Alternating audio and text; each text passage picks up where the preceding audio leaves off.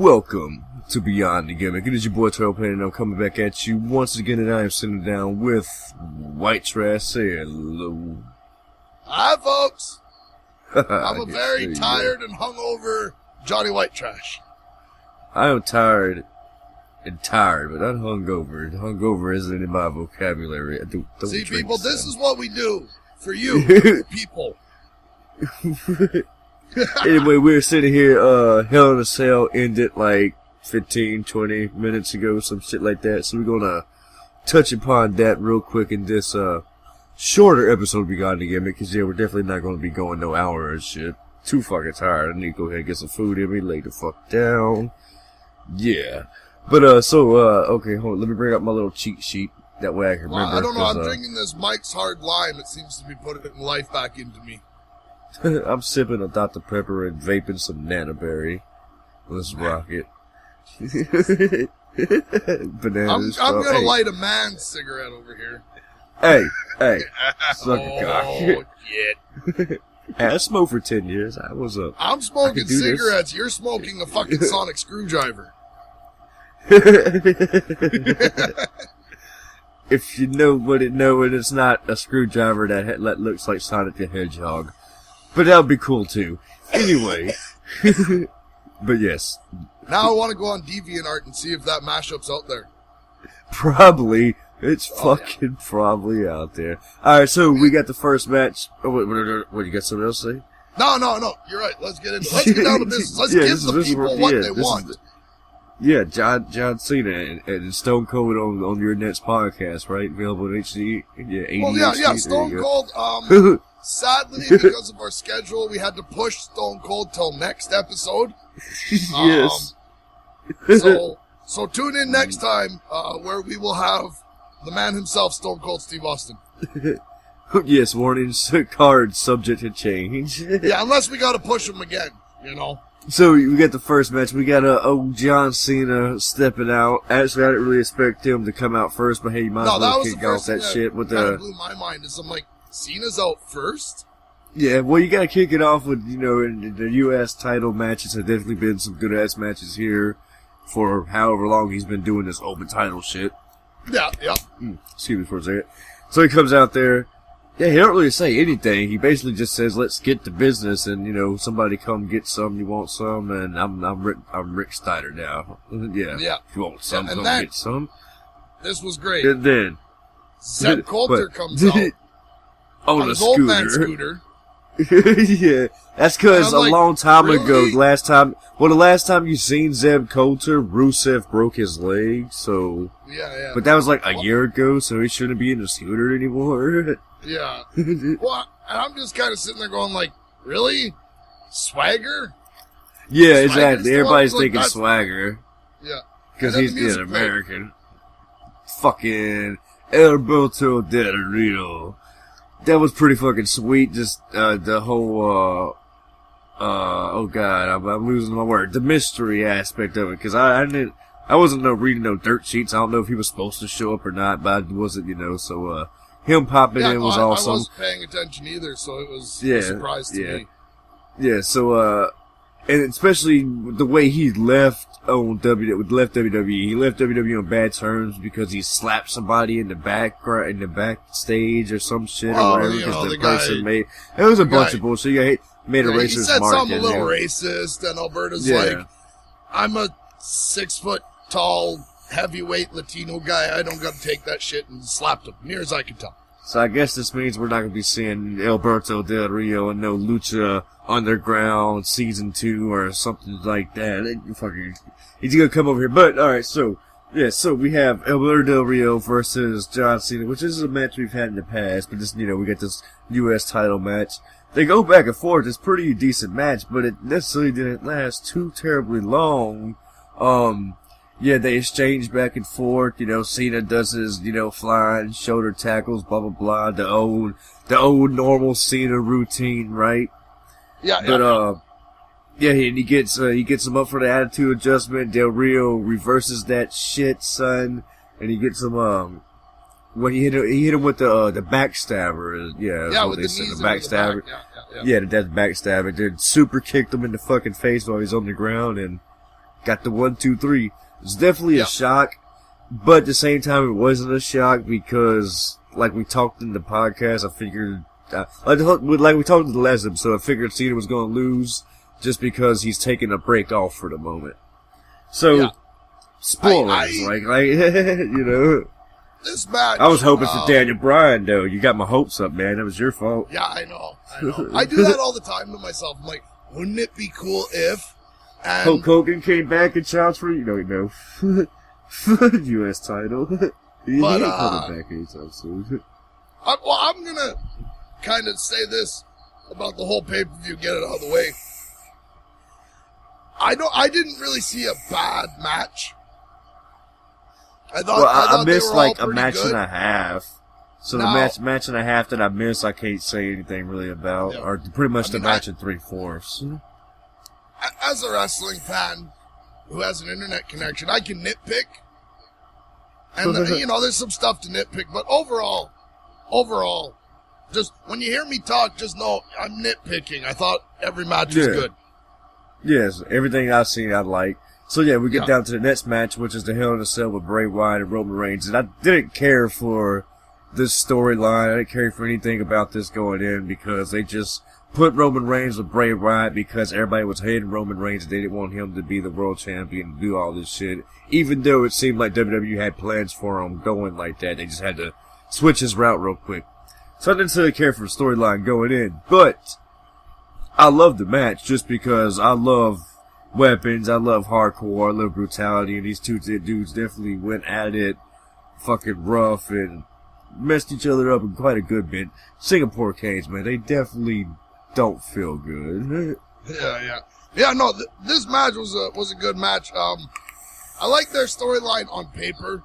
I think they just burned this one too long.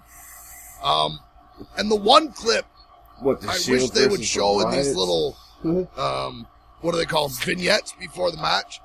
The best clip in this whole storyline seems to get ignored, probably because it was that fucking creepy, but, pardon me. Roman Reigns, has a daughter and did that, be a dad kind of PSA style commercial for WWE, right?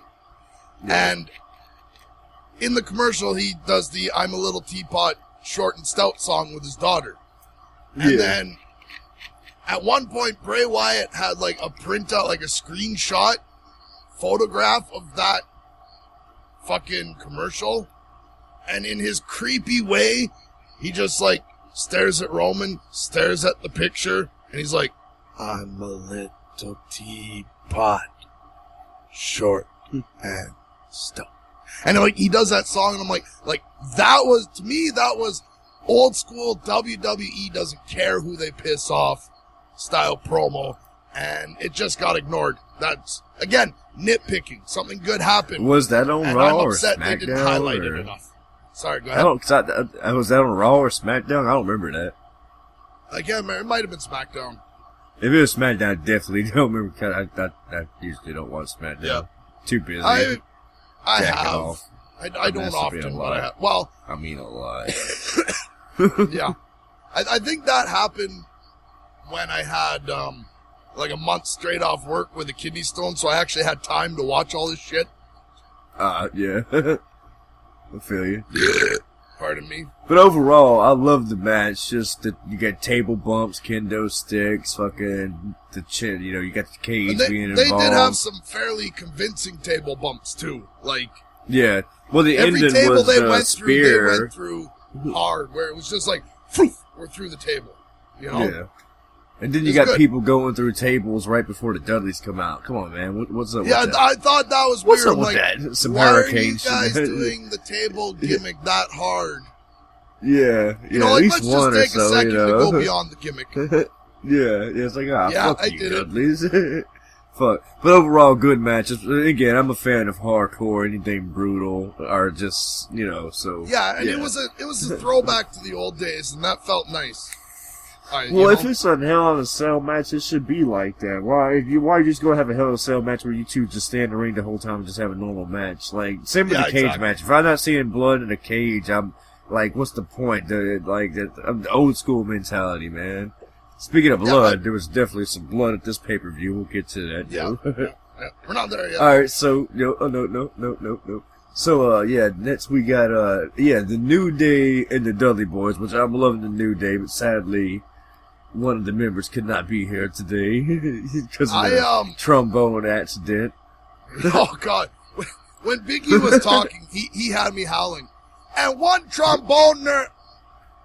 Trombone. Yeah. I think I even tweeted out tromboner. Yeah, it's like, no, can't say boner on WWE. And it's one of those moments where you'll never know the truth because it's professional wrestling, but the look on his face was, did he actually, was tromboner pre-planned? Or was that on the fly? And a trombone, and then he, I knew he played it up after that, but I don't know. I don't know. Those things like that where it's like, oh, did he just fuck up for real or did they plan that? He probably planned it knowing how they're trying to be on the funny and shit like that with the New Day, so yeah, definitely. And I've said before, New Day does not turn my crank at all. I get what they're doing, but it's just not my thing.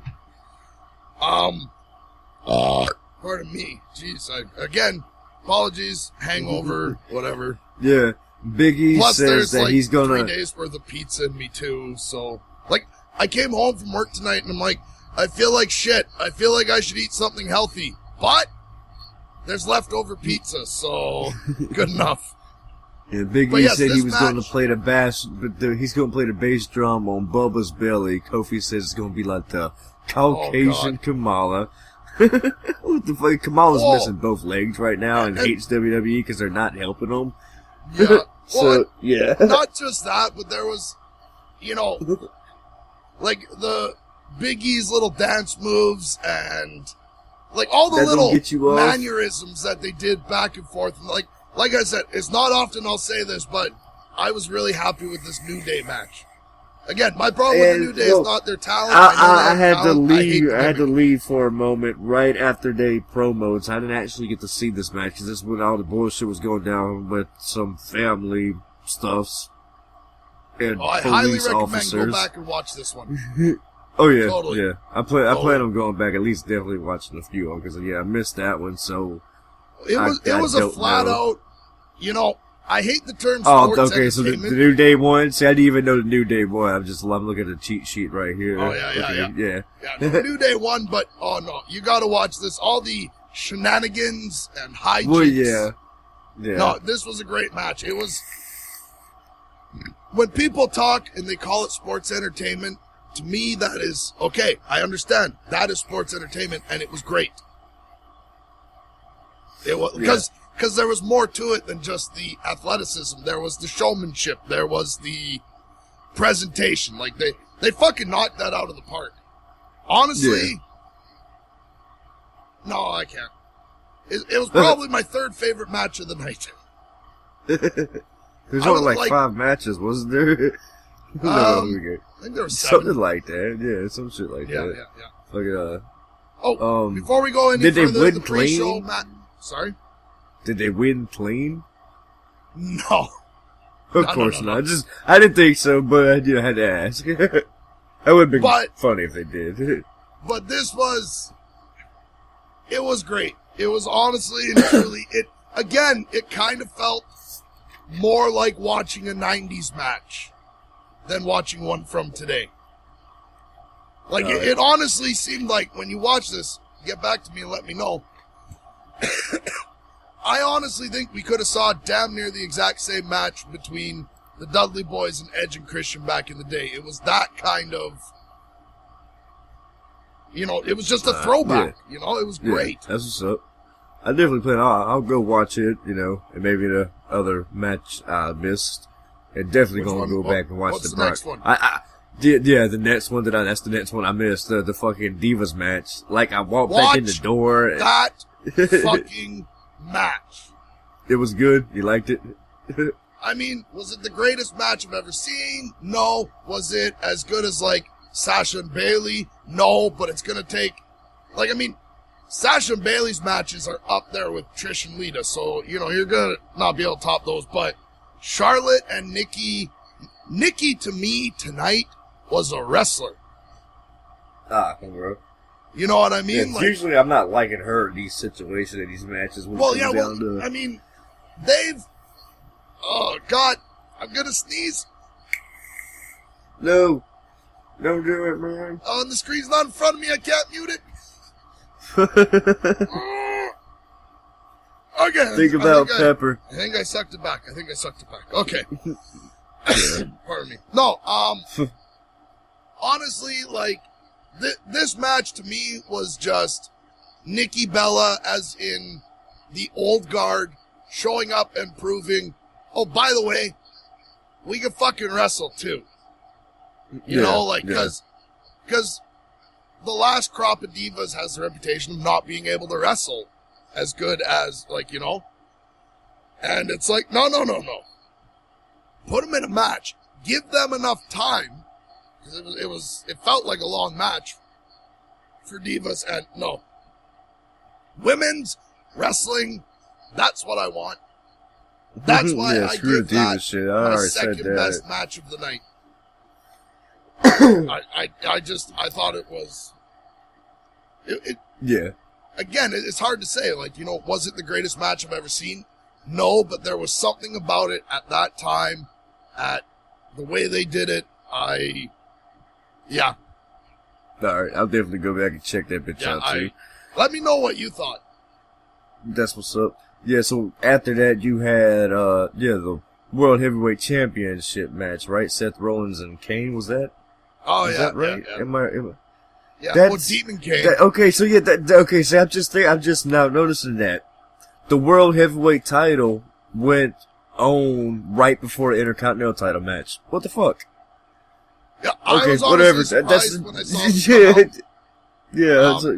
what the fuck? I definitely expected them before Taker and Brock. Taker Brock's the main event. But before the Intercontinental title match, my first thought was, oh, did the IC? Yeah, it's like, did I miss something? Did I pass out for a second? Like, hold up. Yeah, well, which was a real possibility. Yeah, I know. I mean, again, it was a good match. I mean, you got Kane, you got Rollins. It's gonna be a good match. Oh yeah, they had some physical spots. They had some nice little spots. Yeah. Fucking I was kind of hoping Demon Kane would win because I just don't want Rollins. Yeah, well I know, but like deep down I don't want Rollins with the title at the moment. So I want somebody, even if Kane was just a pass off bitch that only had it for a week or two to pass it off to fucking Bret Hart. Why not? Yeah, why not? Yeah. I'm just saying, like, but they definitely had a good match. But in the end, you kind of knew what was going to happen, especially when the stipulation that corporate Kane was going to get fired, not that Kane was going to get fired, you know? Oh yeah, you knew. So yeah, you're still going to have Demon Kane back. Right? As soon as that stipulation was added, you knew. So this leads up for another month of Kane just causing hell and shit, you know, and whatnot, and up until Survivor Series with whatever they're going to go with, which we'll see from here, you know. But overall, it was definitely a good match for them too. Fucking, I enjoyed it. Like I said, they had some good little spots. You had Rollins, like him hitting shit like the frog splash and everything like that, and everybody's like popping fucking. Motherfucker, there was definitely a Guerrero tag, wasn't there? Or Eddie? Yeah. I mean, like, let's face it, Rollins could decide mid-match that he's going to be a babyface, and he could just do it like that, and they would all be cheering for him by the end. Pulling off all these badass spots and shit. Yeah, he needs to quit using the pedigree, though, as a fucking fin. I understand why, and, like, you know, and I don't think they'll ever see him do it as a babyface. Yeah. I think that's just. And I understand why they stopped doing it. Like, WWE started getting scared of him doing the curve style, just being dangerous. But how many people has he actually legitimately hurt? 0. He never hurt nobody with it. From what I know of. Like, he put that one dude through a fake center blocks one time with it, but they're fake. It's wrestling. Yeah. But overall, fucking good match. I looked at that center block spot. I knew right away it was fake, but I looked at it from the storytelling side of it. I'm like, oh yeah, it's a great story to tell. You curb stomped him through cinder blocks. Fuck yeah. And this is why I watch wrestling. He comes back later on trying to do, like, fucking get his revenge and you can put him through cinder blocks and shit. But I don't think it worked. It's been a while. But yeah, so Seth wins, of course. So, you know, Corporate Kane is now fired. Yeah, which is too bad. I was really starting to dig the whole dual. Yeah, that's what I'm saying. I was hoping he would win the title. That way he could just have a little bit more fun with that for another week or two. Like I said, even if he won the title, I didn't figure he would have it for long. But I wanted to see him. I wanted to see Corporate Kane as the champion. Oh, sorry. Yeah, no, just because he lost the match and got fired doesn't mean Corporate Kane's not going to be there tomorrow. Oh, yeah. Demon Kane will be there. Like, you know, they could still Why play isn't it Corporate up, Kane spelled with a K? Come on now. Yeah. But hey, no, again, good match. I think the only thing it suffered from, again, this is just me being nitpicky. I've already told all you people I enjoyed all of the matches. Okay? But to be nitpicky, the only problem with this one is I've seen it. Yeah. Like, you know, like they pulled out a few spots they don't normally do, but I've seen Kane and Rollins wrestle a lot all the time. Yeah. You know, if it would have been better if there was if it was a stipulation or a gimmick match, because there was a stipulation behind it, but actually a gimmick. No DQ or something. That way they could have did some different spots, you know, especially after coming off of fucking the other Hell in a Cell that had all these other different spots and whatnot. It's Hell in a Cell. Every match should be in Hell in a Cell. What the fuck? Alright, so next up, yeah, you have your Intercontinental title match after the World Heavyweight title match, which again, I seem kind of odd now looking back on it. I didn't really think about that during the show. But yeah, so Kevin Owens versus Ryback. Even, like, I love Kevin Owens a lot, but at the same time, I wasn't really too invested in this match because we already knew how this was going to end. Like, it was we knew clear what was from the get-go. Yeah. There was nothing really riding on it. Like, Ryback's just gonna go back. Especially after Monday. After he let fucking him pop up powerbomb, not Mark Henry Monday and win, and Ryback lost his match to Seth Rollins Monday, like, that was the first win Seth Rollins had on TV in a long time. So like, just the way they set that up on Monday is like, clearly Ryback was going to lose, right? Yeah. Come on. And he's just going to go back to sharing a locker with Sheamus and Barrett and Cesaro and all these guys that, you know, if you just take a look at them and be like, okay, here are their strengths. Let's write to that instead of, here's what we want. Well, you know what? The things you want, you don't have. Ryback's not Ultimate Warrior. Get over it. Fucking put him where he should be. You know, Sheamus, Barrett. Like, there's so many guys where it's like, they're so good. Why are they just throwaway characters in this show? You know? Yeah, I know. Trust me. Fuck, I do. Yeah, I know. We talk about... Put all them people back on NXT. Yeah, the roster they have, they could do 3 hours of exciting TV every Monday, and they don't. No, yeah, I know. Alright, so let's go ahead and fucking go beyond that, because like I said, you know it's going to be happening. I love seeing Kevin Owens fucking wrestle regardless. No, Alright, so I thought it was a good match, but in context of the night, it was the worst match of the night. Now let me start over. I told everybody I liked every match. But there still has to be a worst one, and this was it. I think it was because it was short, too. Yeah. I was actually building a coil for my vaping thing, because I needed to get that done real quick, and that's when I took the time to do it, was during that match. Well, I still half-assed watching I built a coil after the pay-per-view. Sick. Wait, That's what took us so long to record. It took me longer to poop than I thought I would. Well, never mind, yeah, sick. But yes, alright, so next up, the match that everybody was fucking here for, fucking Hell in a Cell, Taker, Lesnar, The Beast, The Dead Man, the final match, blah blah blah, so they say, watch them fight like in 3 weeks in a fucking dog kennel from hell match. Haha, if you know what that is, you're gonna pop. Fucking deep cut.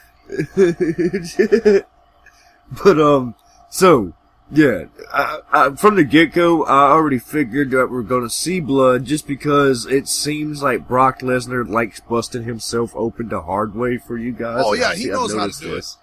Yeah, like you looked at it, it looked like he barely tapped that fucking post. If you and notice it's like, when they show you that undershot right after it happens, you can see the blood puddle start fucking forming up to on his head, like, and you're gonna have somebody out there in the comment world, whatever, blah blah, on Twitter. Oh, he bladed at this point in a second. No, that motherfucker did not blade. Let me take this one. He did not blade.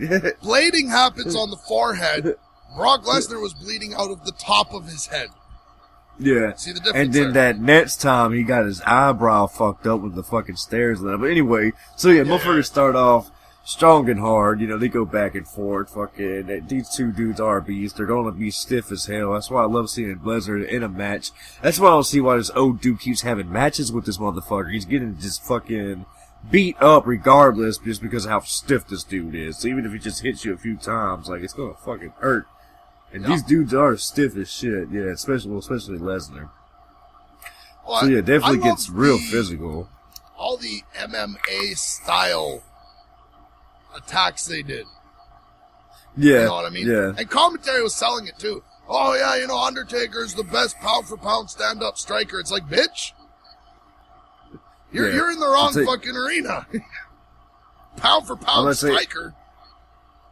It didn't take too long, man. They fucking they tumbled out to the floor, and yeah, fucking Taker was on Brock's shoulder, and they did that whole little spot where he's about to run him into the pole or whatnot, but Taker falls back and pushes him into the bowl, which is kind of basically the same thing that happened at WrestleMania 30 with Brock as well. And he just he knows how to do it. Just hit the fucking ring pole, and just. Like, and he doesn't, he's not scared to it, not. It's like he aims for that little wire that's taped to the pole. Because that's enough of a ridge that it should cut if you hit it, right? Yeah. But that second time he got fucked up with the kind of blood, I don't think that was necessarily, it's like, and again, Taker got busted open too at one point. Yeah. But I completely, turned my head at that second. They said he got hit with a fucking, a right hand for Brock that fucked him up or something like that. But, yeah. And I'm definitely go back and watch that. Definitely going back and watch that. You gotta hit it hard enough so it breaks. Oh yeah, exactly. It's like, we can't bleed no more. This ain't the fucking Attitude Era.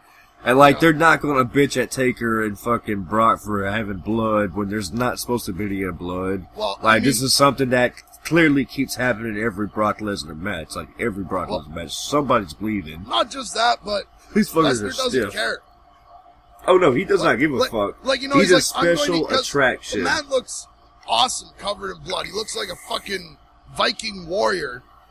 I wish they wanted to fucking. His face was a crimson mass. If you go back to old Gordon Soley days or whatever like that, and fucking and they had doctors had to come in there and get fucking. Yeah. I love how they get booed to shit too. Yeah. Well, and if this is honestly Taker's last match, you think he gives a fuck? But obviously it's not, which we'll get to that in a moment. Yeah. But yeah, so they go hard at it, back and forth. But you have a bunch of different, close spots, man.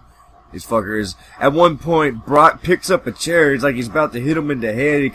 It seemed to me he's kind of hesitating for a second. He's like, oh yeah, I'm not supposed to hit you in the head, but Undertaker put both hands up and they still swung for the head. He went for the headshot. He just made sure Taker had enough time to get his hands up. Exactly, that way they wouldn't, because they're not supposed to be, because all the whole concussion, Chris Benoit, blah, blah, blah, all that bullshit. But nowadays. I mean, again, he beat his ass with that fucking professionals chair. know how to make it look like a headshot. Oh, yeah. Just like when Triple H and Taker did it at WrestleMania. WrestleMania. Hit his shoulder. Yeah, he was like, oh, he got smacked in the side of the jaw or whatever. It was like, it was clearly his fucking shoulder, man. I hate when they fucking... But it looked great. Oh, it still fucking hurt like a bitch. Shit. And looked great because, again, seasoned professionals. Yeah. So you definitely had a few close moments where you had, the early F5, near fall, blah, blah. I got some dry mouth, son. But, good-ass match. I loved it. But, I kind of like the way they ended the match. Yeah, because we had some more destruction. I love the fact that it just got, alright, so, well, what it basically comes down to about, Taker, I don't know how it popped up. I need to go back and watch the match and see how that little hole popped up. So he starts ripping the ring apart, right? Rips the fucking apron off and exposes the wood. I love that for the simple fact that it shows us all these people who don't really know that it's fucking wood and metal mainly under that goddamn ring. That thing is not soft on. Take a little comfort memory foam mattress off the top of your bed, that 1-inch thick foam, put it on your floor, do a backflip on it. That's what they're fucking bouncing on every night. Yeah, exactly. Fuck. You know? So yeah, they fucking, he starts tearing off the ring and shit. He's gonna fuck Taker up on it. Of course, Taker does a little reversal shit. Hits a choke slam on the fucking wood, which looked awesome. Goes for his little... so fucking good. But, see, he goes for his tombstone next, and that looked shitty just because he's got to protect his head so much that clearly it didn't, you know. But still, he fucking tombstoned him on the exposed wood as well. Brock I mean, kicks the fuck out because he's a fucking machine. Are more of a storyline thing than a real thing because they're careful, right? Yeah. I wish he would have been better off just using the last rod in that instance, though. Choke slam last rod instead of choke slam tombstone. Just because it would have looked a little bit better. But then again, that would have been a lot more devastating on fucking Brock's back. Because at least he can kind of control his weight when he's throwing him down with the choke slam a little bit more. Because, that would. Yeah, it's definitely a little bit motherfucker. That's a motherfucker. So, he choke slam on the protected boards. He sets up for a tombstone on the exposed part of the ring. And, he does it. 2 count. Taker calls for another throat slash, right? And Lesnar low blows this motherfucker, but it's only payback from the last fucking pay-per-view when Taker was low blowing that motherfucker. So hey, eye for an eye. It's alright. Yeah. And then F5 was the sell job Taker did on that low blow.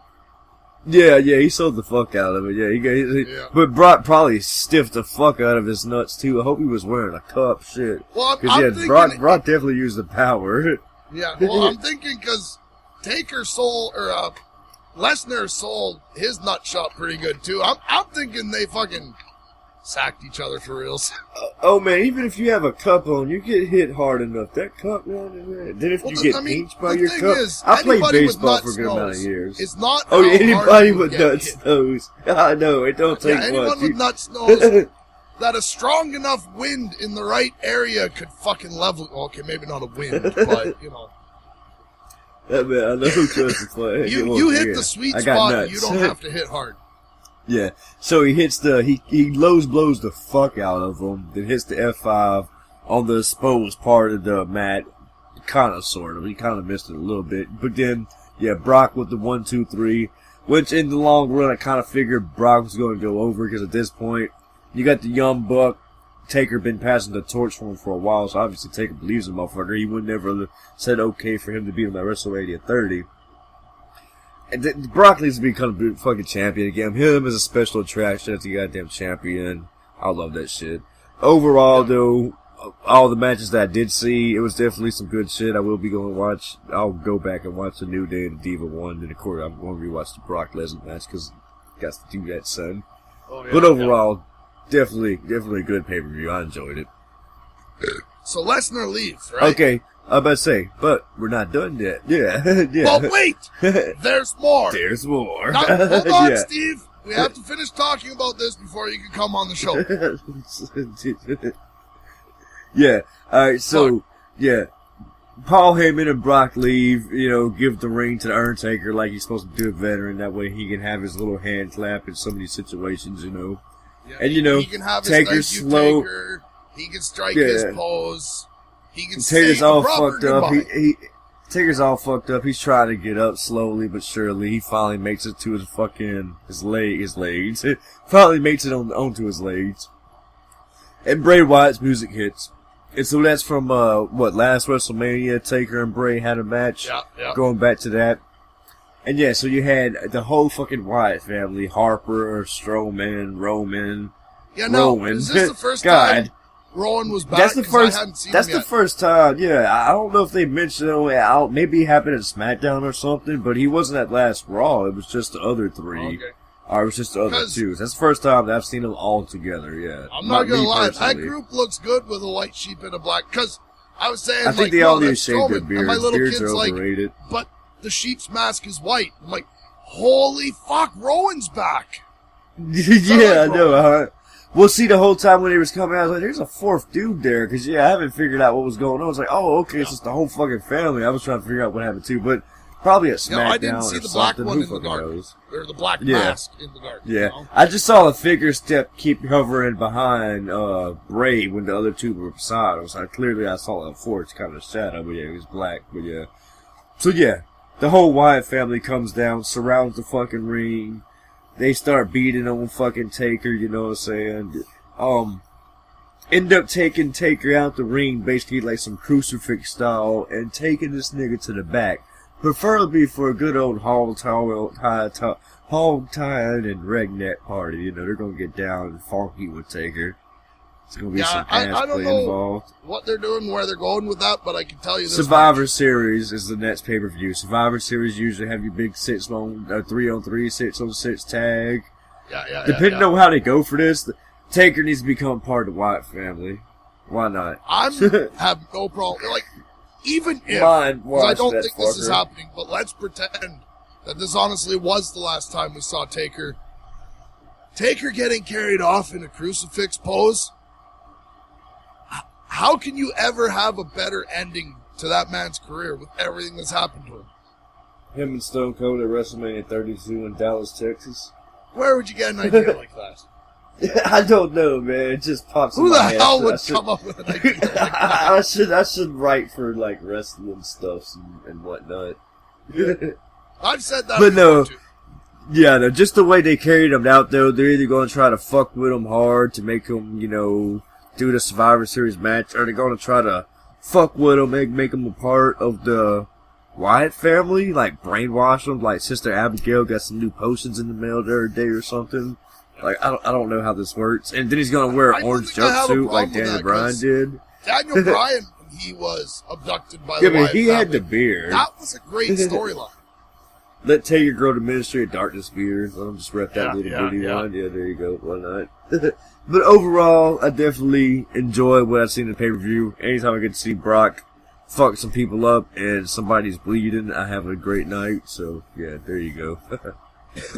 I just thought overall, as a pay-per-view, the standard for this one seemed to be set higher than maybe the last couple we've seen. And I just, like I said, if every pay-per-view lives up to this standard, like if this is the new standard, I'm cool.